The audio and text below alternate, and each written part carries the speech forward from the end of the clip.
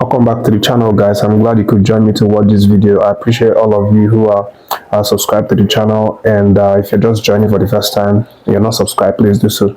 So there are lots of updates regarding Nigerian Super Eagles, and the first one is obviously still on the matter, about Nigerian Super Eagles head coach still not being appointed or not being announced as at today, as at right now. And of course, there's been lots of twisted stories going on about this, the Super Eagles next head coach.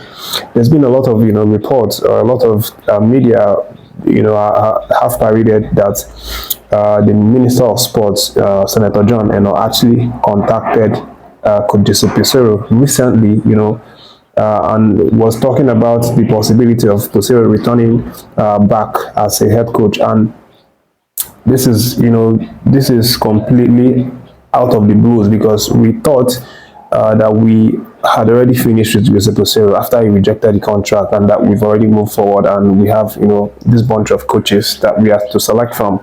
But right now, it seems that the Minister of Sport obviously contacted Peseiro again. I don't know what really caused that to happen, but again, what we know is that NFF promised us that this week is going to be the week that they're going to announce the next Super Eagles head coach.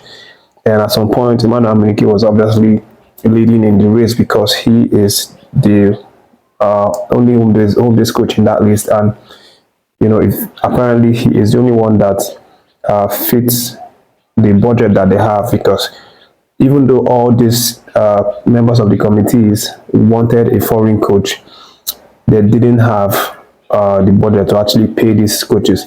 But what's happening right now, in fact, the latest right now, is the fact that NFF, are really close to employing a new coach, and it's not a home-based coach. That is where the drift is going towards right now. That there's been a lot said about Emmanuel Amunike, not only about Amunike, about home-based coaches in particular. And that has, made NFF to actually have a rethinking. And right now, the report is that we might see a foreign-based coach announced that has a German descent. That's what lots of trusted medias have now started posting. And when they start posting these things, that it's close to being the truth, because they have sources, in NFF and everywhere, who give them this scoop, these stories when they break, before they break actually. So I talked in the last video that the NFF president Alhaji Ibrahim Gusso actually traveled to Europe, where he took the liberty to visit some of these injured players, the likes of Moses Simon, Trust Ekong, and Zaidi Semisi. He visited them and checked up on them and how they are recovering. But again, that was not the major reason why he traveled. That's the scoop that's coming out right now. The major reason why he actually traveled is because he traveled so he could meet this coach in person, that is largely circulated as the person that has been selected. His name has not been given yet, but the gist is that the NFF president actually traveled to Europe to have a meeting one-on-one with this coach, and then he had the other technical committee member join in via Zoom. So they obviously did a meeting with this man, NFF's president, of course, meeting the person over in Europe, and then the other members of the committee obviously joined in the meeting from Nigeria via Zoom. So that's the major reason why he actually traveled, not to go and see these players, but he took the liberty or the advantage of being in Europe to also see these players. But he, in fact, went to have a discussion and finalize the deal with this foreign coach, in quotes, who has a German roots. That's what is being paraded right now. And don't be surprised when you hear the announcement that you find out that it's not Amunike, because this is what we've heard now. And based on what's going on, they've already agreed salary, done every arrangement, so it's just remaining for them to announce. It might be this week, maybe today, tomorrow, before the end of the week. And based on the report, the salary of this coach, who has not been named, ranges from around 50,000 to 60,000 US dollars a month. That's what has been said, that NFF has agreed with this coach, and they are expected to, or they want to obviously announce this coach by month end and do a sort of ceremony, where they will get the chance to obviously announce this coach. Of course, the Minister of Sports, Senator, and will also be joining in that ceremony by month's end. That's what's currently happening right now. It's crazy, following this trend, following this, the latest development, every twist and every turn. It's just so crazy. One day you hear this, the next day you hear something completely opposite. But we'll see how this ends finally, and then we'll know who the coach is. But moving on, let me let you know that Odemwingie, obviously is also in the news, and he has decided to put his mouth in the situation. And what Osaze has now said is that the Super Eagles head coach job should not be given to a local coach or a home-based coach, and this is his reason. He says that these local coaches are also football agents, and they are looking for avenue to push their players. And you know what this means? It means that these coaches are very corrupt, that they have their players set aside, and when they have the opportunity to be the head coach, they start bringing in their players, and they start collecting huge amount of money to feature these players. They leave out the best players, or leave out the players that are supposed to be in the team by merit, by ability, and they start featuring their players and start bringing their players.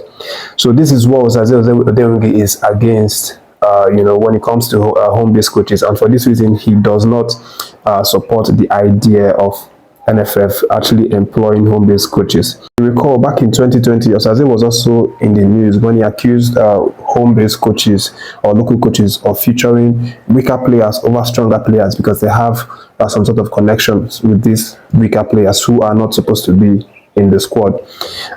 You know what this means? This, all these things coming out from some of these legends, they are definitely adding up to mar the chances of Odemwingie, who is the last man home-based coach that's standing in the list. Now moving on, guys, let me let you know that Ademola Lookman was in high spirits for Atlanta yesterday as they played against Fiorentina in the semi-final of the Coppa Italia.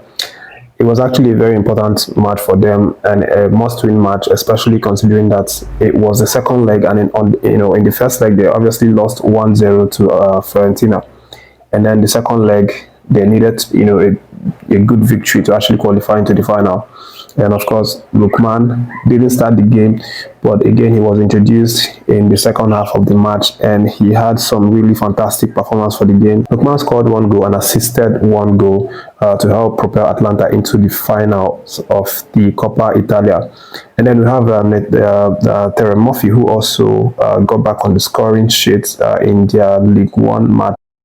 OGC Niza actually played a very, very difficult game against Marseille yesterday, and of course, as a very good striker, Terry Murphy obviously had some meaningful contributions to that game, actually scoring one goal as they played out a 2-2 draw in their league, and this is now his 11th goal of the season, for OGC Nice. The last update concerns the one of Iheanacho's transfer, out of Leicester City.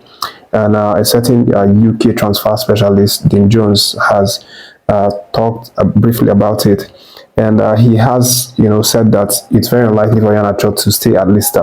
Of course, I talked about that in one of the previous videos, that his contract is going to expire this summer, and Leicester may likely not renew his contract because he's not having the best of time in terms of the relationship with the coach, Enzo Maresca. And the report is that it was after he went for AFCON and came back that he disrespected or he disobeyed the management by going for AFCON. But the gist is that he is very likely to leave Leicester City, and based on Dean Jones, who's an expert in transfers, he has said that the likely destination for Iheanacho right now is Strasbourg, which is away from the Premiership. Of course, previously we talked about Crystal Palace obviously expressing interest in signing Iheanacho. But again, the news is saying that the most likely destination for Iheanacho right now is Strasbourg. So, and we might be seeing him joining, with another Swigos player, Paul Onwatru, if he decides to stay. Of course, he wants to stay, but if the club decides to, make his deal permanent. That's the update, guys. Thank you for watching this one. React to any of the videos, any of the stories if you're connected to. Have a very lovely day today, guys, and stay tuned to the channel.